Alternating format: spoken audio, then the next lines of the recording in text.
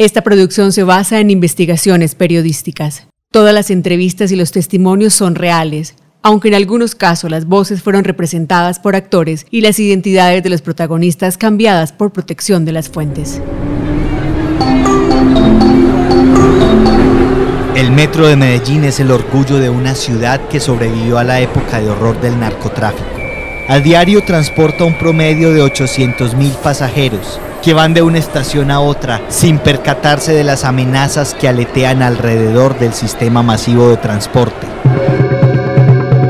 Yo soy el inspector y en este capítulo les contaré una historia de espionaje que las autoridades trataron de mantener en secreto para no generar pánico. Hoy conoceremos lo que sucedió el día que la guerrilla de las FARC estuvo a pocos segundos de ejecutar un catastrófico ataque terrorista en el único tren urbano de Colombia, en una carrera contra el tiempo que llevó a los detectives al límite del desespero. Esto es Revelaciones del Bajo Mundo, el podcast de El Colombiano. Bienvenidos. La misión terrorista contra el metro de Medellín.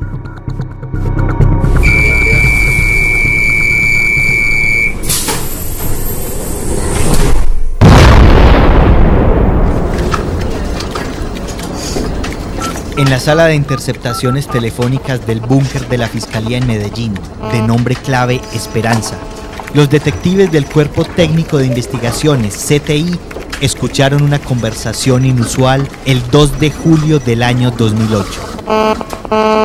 Óigame lo otro, manito, es que yo ya conseguí las naranjas y las piñas.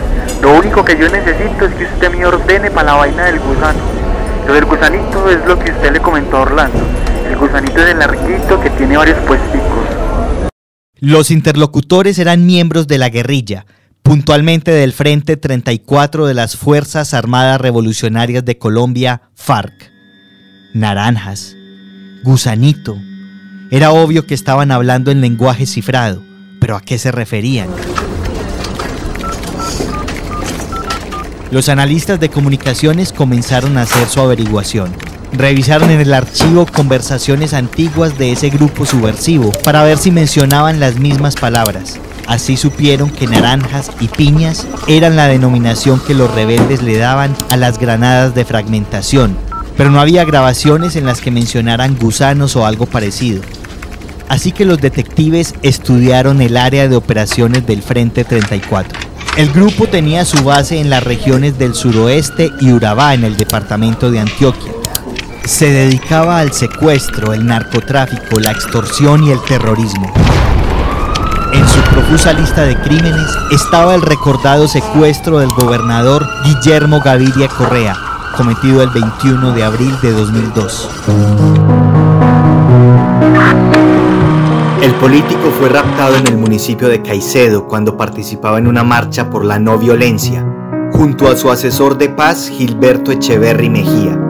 Un enviado de la guerrilla le dijo que sus comandantes querían conversar con él, y Gaviria creyó en su buena fe. Jóvenes, muchas gracias a todos por todo lo que han hecho, por acompañarnos. Yo creo que sí, con ayuda de Dios. Los funcionarios fueron llevados a un campamento junto a 8 militares que también estaban secuestrados en la selva del municipio de Urrao. El 5 de mayo de 2003, el ejército ejecutó una operación de rescate y la respuesta de los insurgentes fue masacrar al gobernador y los demás cautivos. Ahora parecía que el Frente 34 planeaba causarle más dolor a Antioquia. ¿Pero cómo y en cuál lugar? Los investigadores de la Sala Esperanza revisaron los apuntes de inteligencia sobre el modus operandi de la facción. Desde Urrao desplegaban su red de milicias en 2 direcciones, al occidente hacia el vecino departamento de Chocó y al oriente rumbo a la ciudad de Medellín, donde además se había originado la llamada. Es que ya conseguí las naranjas y las piñas. ¿En cuál de estos sectores podría ser el ataque? Fue entonces cuando uno de los investigadores tuvo una súbita epifanía. El gusanito larguito que tiene varios puesticos no podía ser otra cosa que el metro de Medellín. Los terroristas iban a atacarlo a punta de granadas.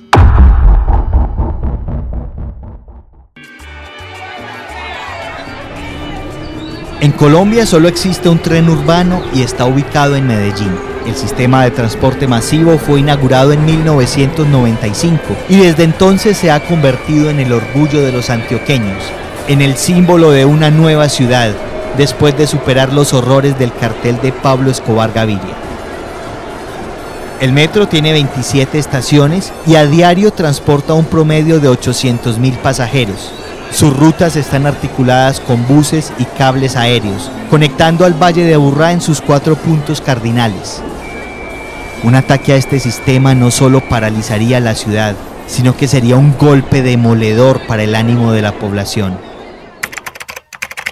Para comprender la dimensión de un acto de terrorismo de esta clase, escuchemos al profesor Juan David Escobar Valencia, director del Centro de Pensamiento Estratégico de la Universidad EAFIT de Medellín.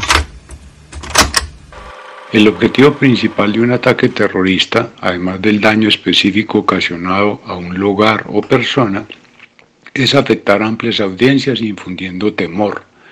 Atentar contra un medio de transporte masivo, así como el ataque con gas sarín al metro de Tokio por la secta Aum Shinrikyo en 1995, pretende mandar el mensaje que cualquier persona, sin distingo de su cargo o condición, puede verse afectada. En el caso de las FARC, el proyecto criminal tenía un trasfondo particular.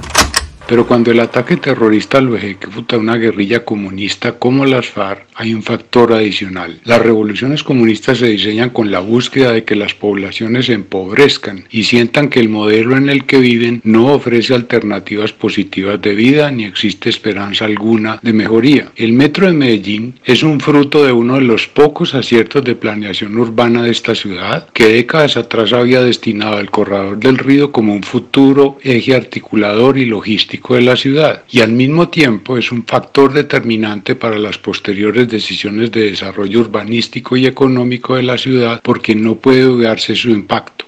Todos estos elementos explican que un sistema de transporte como el metro sea un elemento tan positivo para el desarrollo de una ciudad, que va en contra del objetivo pauperizador de los grupos terroristas comunistas, que lo que menos necesitan es que los ciudadanos sientan orgullo y esperanza. Los detectives tenían que detener a los guerrilleros a como diera lugar, pero en una ciudad de 2,5 millones de habitantes, ¿por dónde empezar a buscar?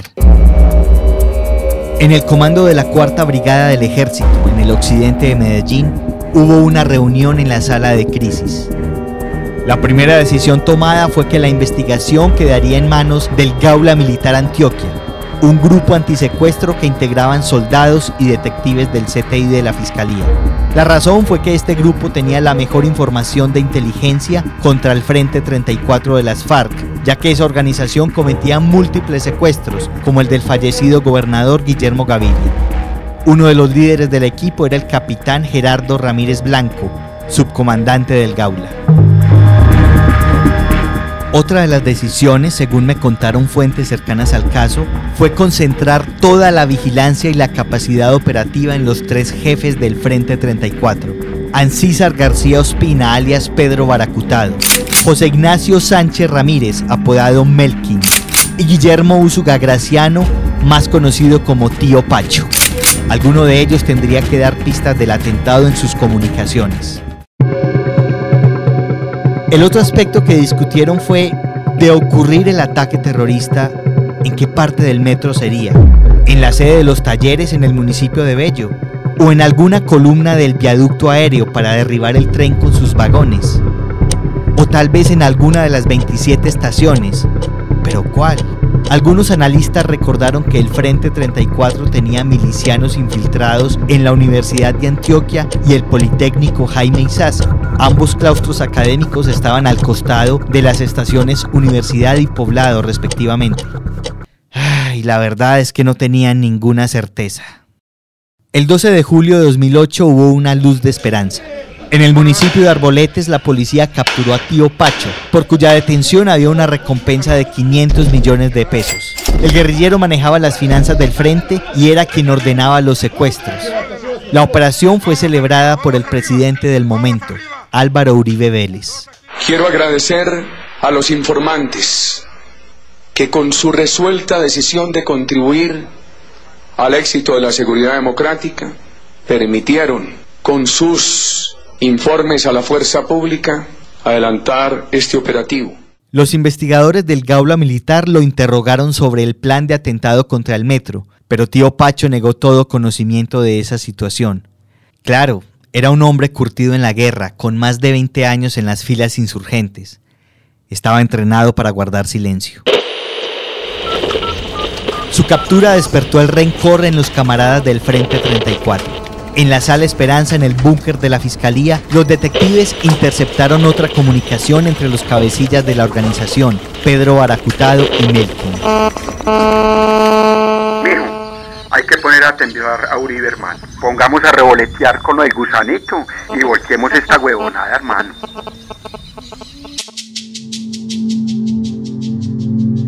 El plan para perpetrar el ataque terrorista se había acelerado y hasta el momento las agencias de seguridad no tenían pistas claras sobre el cómo, el cuándo ni el dónde. Mientras todos se concentraban en perseguir a los peces gordos de las FARC, perdían de vista que el atentado iba a ser ejecutado por dos perfectos desconocidos, un par de milicianos que no estaban en los registros de nadie.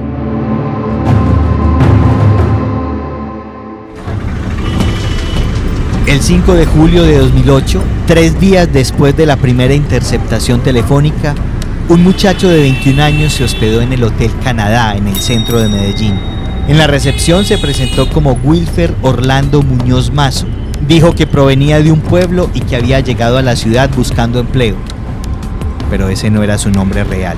Se llamaba Jesús María Restrepo Borja. Su alias era Elkin. Y su verdadero trabajo era seguir las órdenes de la guerrilla. Le asignaron la habitación 206, donde recibía visitas frecuentes de una mujer mayor que él. María Teresa Osorio Montoya tenía 43 años y a los empleados del hotel les decía que trabajaba como peluquera en el vecino municipio de Bello. Pocos sabían que en el bajo mundo era conocida como Yasmín, una curtida miliciana del Frente 34. Esta pareja tenía la macabra misión de detonar los explosivos en el metro. Durante varios días se dedicaron a hacer recorridos por el sistema de transporte, identificando los puntos de ataque y las posibles rutas de escape, mientras las agencias de inteligencia estaban ocupadas persiguiendo a sus jefes.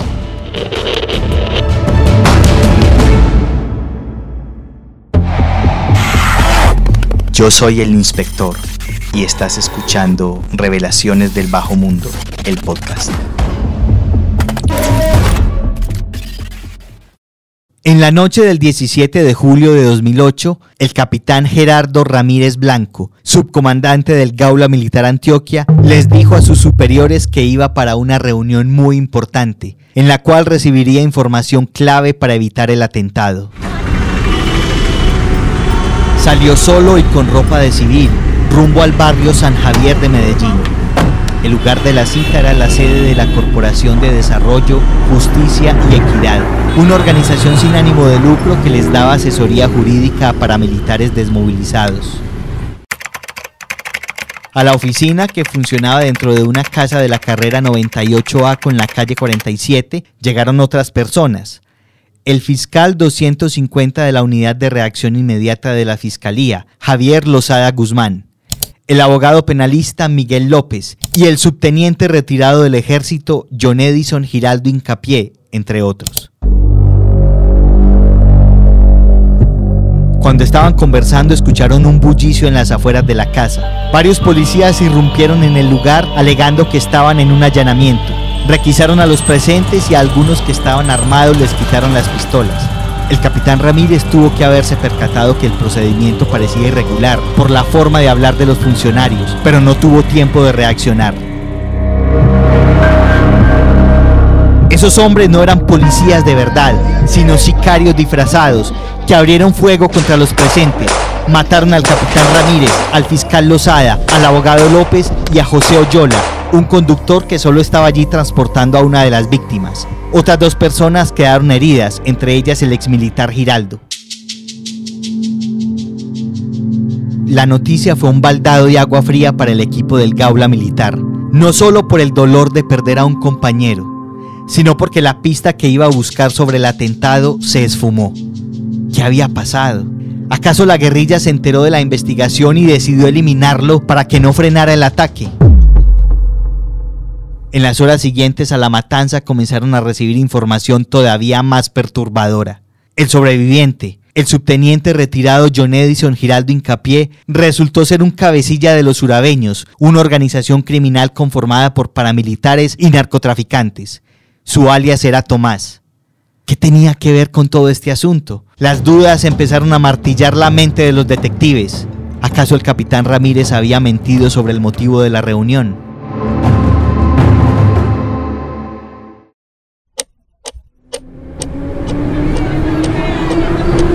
El desánimo era generalizado en las agencias de seguridad que sabían del inminente atentado. El tiempo corría en su contra. Lo único que podían hacer era fortalecer los esquemas de vigilancia en los puntos críticos del metro, pero con una longitud de 34.5 kilómetros que atravesaban 6 municipios, era imposible proteger todos los puntos de acceso. ¿Cuál de los 800.000 pasajeros que lo usaban a diario llevaría las granadas? En la tarde del 18 de julio de 2008, un día después de la masacre en el barrio San Javier, llegó un informante a las oficinas del Gaula Militar Antioquia como caído del cielo. Era un desertor de la guerrilla de las FARC. Les contó a los agentes que el atentado contra el metro sería esa misma tarde y que lo ejecutarían 2 milicianos conocidos como Elkin y Yasmín. No había tiempo que perder. De inmediato se organizó un operativo y los agentes salieron rumbo a la dirección que les había entregado el informante, el Hotel Canadá, en la carrera 51 con la calle 45, en pleno centro de Medellín.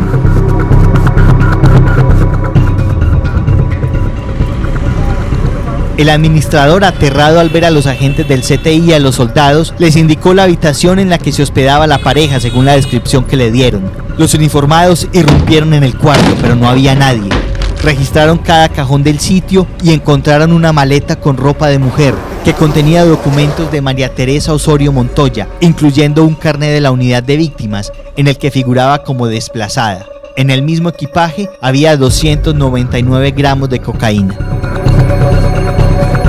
En una segunda maleta encontraron ropa de hombre, un teléfono celular, un registro de nacimiento y una partida de bautismo a nombre de Jesús María Restrepo Borja. Era claro que la pareja había dejado todo organizado para escapar después del ataque. En esa misma maleta había una fotografía de María Osorio, alias Yasmín. ¡Oigan! ¡Aquí hay algo! Un soldado llamó a los demás agentes al baño de la habitación. En la papelera había una granada de fragmentación de referencia IMM-26HE. En el expediente de este caso encontré el comentario de un perito antiexplosivos sobre este tipo de artefacto. Estas granadas tienen un radio de acción letal de 11 metros a la redonda y de seguridad de 20 metros, con una expansión de 1000 fragmentos a una velocidad inicial de 7000 metros por segundo. Tienen una acción mecánica muy violenta. Su explosión produce efectos psicológicos y físicos. Los psicológicos causan pánico, lo que obliga a las personas a huir, creando estampidas humanas que causan más daños. Y los físicos, ni se diga, provocan estragos en el cuerpo, originando la muerte, lesiones y destrozos materiales por la acción expansiva de la metralla. El administrador les dijo que la pareja había salido hacía poco del hotel. Los detectives notaron que el establecimiento estaba a una cuadra de la estación San Antonio del metro y dedujeron que ese tenía que ser el lugar del ataque. No solamente les daría tiempo a los terroristas de regresar por su equipaje rápidamente, sino que aquella parada era bastante especial, la que más pasajeros recibía, pues era la estación de transferencia entre las líneas A y B del metro. ¿Cómo no lo habían pensado antes? Miraron el reloj. Eran las 6:40 de la tarde, la hora pico del sistema masivo de transporte, cuando más inocentes había en el lugar. La detonación de granadas en ese momento sería devastadora. Todos salieron corriendo como alma que lleva el diablo hacia la estación. El gentío colmaba la plataforma de acceso a los vagones, las filas para la compra de tiquetes y las escaleras eléctricas. Los agentes y los soldados se dispersaron en la muchedumbre. Buscaban a un joven delgado, trigueño, de cejas gruesas y pelo negro corto, según la descripción del informante, y a una señora cuarentona, de rostro redondo y cabello castaño teñido. Podrían ser cualquiera. El reloj marcaba las 6:49 de la tarde. El corazón de los investigadores latía con fuerza. Miles de almas caminaban por los corredores de la parada sin presentir lo que pasaría. Un agente de CTI llevaba la fotografía de María Osorio que encontraron en una de las maletas y la usaba para comparar la imagen con las mujeres que subían por las escalas de ingreso a la estación. Vio a un grupo de señoras con un semblante parecido, pero estaban de espaldas, así que no tuvo otra que gritar: ¡Yasmín! Una mujer giró la cabeza para ver quién la llamaba y la agente reconoció su cara. La investigadora corrió hacia ella. La terrorista apresuró el paso, pero el gentío no la dejaba avanzar. Así que abrió un bolso que llevaba, metió la mano y justo en ese momento le cayeron encima 2 agentes. La agarraron de los brazos y notaron que adentro del bolso había otras 2 granadas de mano y M26. En medio del forcejeo, Yasmín alzó la mirada e hizo contacto visual con alias Elkin. Así delató su posición. El joven corrió hacia la plataforma, pero fue interceptado por los soldados del Gaula. La pareja fue detenida segundos antes de ejecutar su catastrófica misión.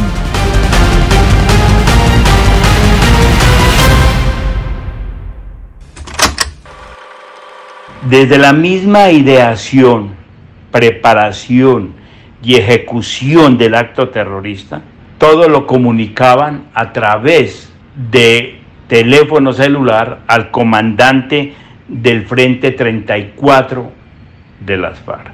Y gracias a esa forma de asumir ese intercrímenes, es que la Fiscalía logra conocer en tiempo real lo que estaba pasando e iría a pasar. La voz que acaban de escuchar es la del jurista Tomás Serrano, quien en ese entonces fungía como juez segundo penal del Circuito Especializado de Medellín. A él le correspondió condenar el 27 de abril de 2009 a alias Elkin y Yasmín a 13 y 15 años de cárcel respectivamente.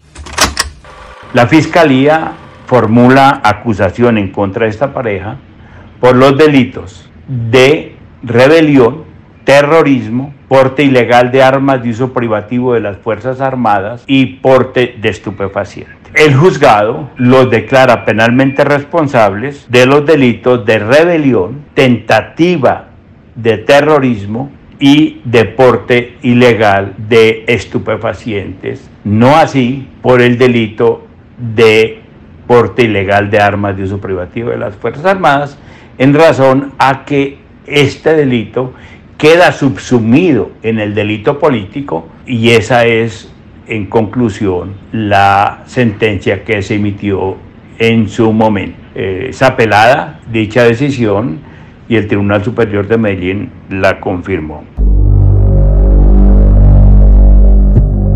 En Colombia es habitual que cada vez que haya un resultado operativo de esta magnitud, las autoridades lo celebren en una rueda de prensa y emitan comunicados exaltando la eficacia de la fuerza pública y de las políticas de seguridad de Estado.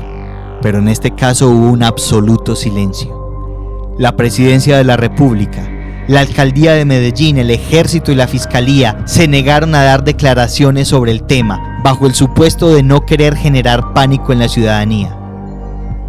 Yo, en cambio, creo que la sensación de seguridad no se puede construir sobre la base de la ignorancia. En la noche del atentado frustrado, mientras estaban en los calabozos de la Fiscalía, a Elkin le permitieron hacer una llamada. El miliciano se reportó ante su comandante inmediato. Mire, resulta que la vuelta se nos cayó. Entonces necesito que me ponga tan siquiera unos 3 milloncitos ahí en la cuenta de Tere. ¿Me hace el favor?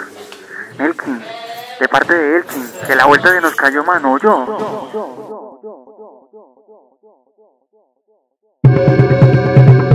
Aquí termina la historia de hoy y la primera temporada de nuestra producción periodística.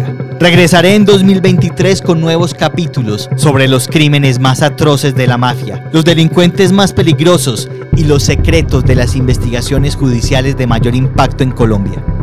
Ya pueden escuchar los 2 episodios de la temporada en www.elcolombiano.com/podcast y en las plataformas de Spotify, Spreaker, Apple Podcast y Google Podcast. Se despide de ustedes el inspector, invitándolos a conectarse de nuevo con Revelaciones del Bajo Mundo, el podcast de El Colombiano.